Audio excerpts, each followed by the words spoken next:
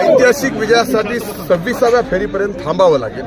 पण विक्रम होतोय, कारण आतापर्यंत परळी विधानसभा मतदारसंघाच्या इतिहासामध्ये किंबहुना रेणापूर विधानसभाच्या मतदारसंघामध्ये ज्या विजयी उमेदवारांनी मतं घेतलीत त्यामध्ये आताच तुम्ही दुप्पट मतं घेतलीत. तिथे 10 फेऱ्या अंतिम होतो.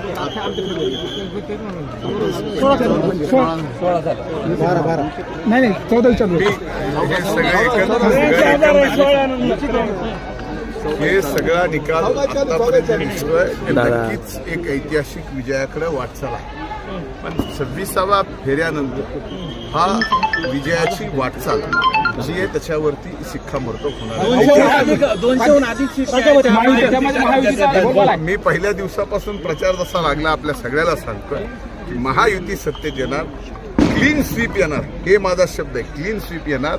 आणि आज तो शब्द या ठिकाणी सरस्वती मातेने पूर्ण केला. विरोधक म्हणतात की हा कौल आम्हाला मान्य नाही. आता हो का